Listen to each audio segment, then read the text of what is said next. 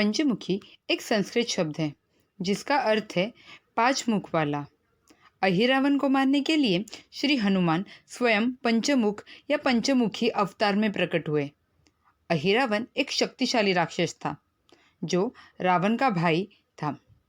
रामायण युद्ध के दौरान जब लक्ष्मण ने लंका नरेश के पुत्र इंद्रजित का वध किया था, रावण अपने भाई अहिरावण के पास मदद के लिए गया। वो पाताल लोक का राजा था। जब विभीषण को ये बात पता चली तो वो राम और लक्ष्मण को सचेत करने दौड़े।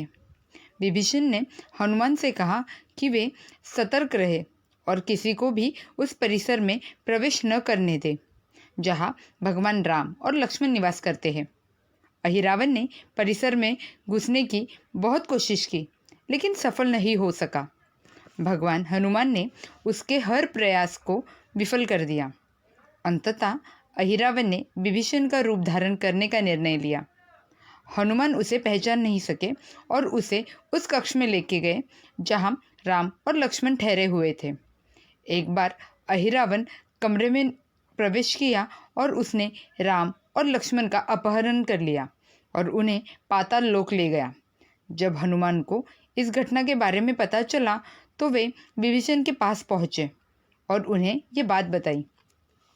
विभीषण ने हनुमान से कहा कि वे उन्हें शीघ्र बचा ले, अन्यथा अहिरावण उनकी बलि दे देगा।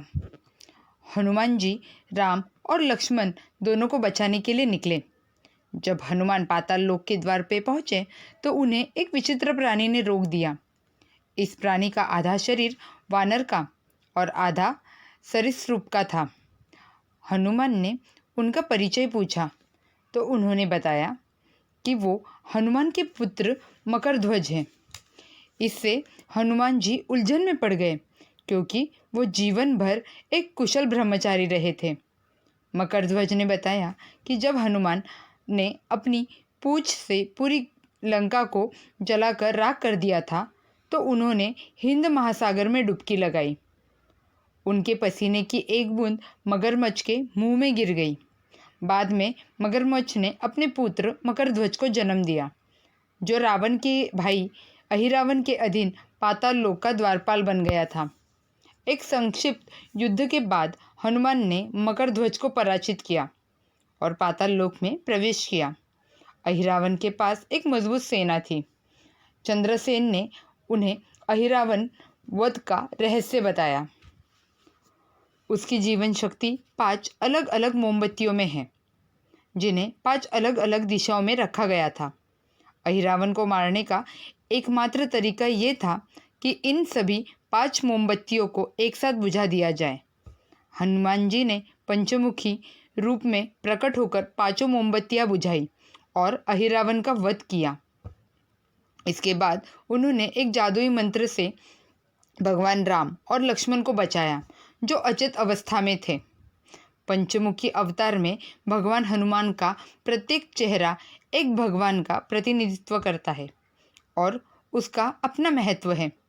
पूर्व दिशा की ओर जो मुख है वो श्री अंजनेय का स्वरूप है जो पाप के सभी दोषों को दूर करता है तथा मन की पवित्रता प्रदान करता है।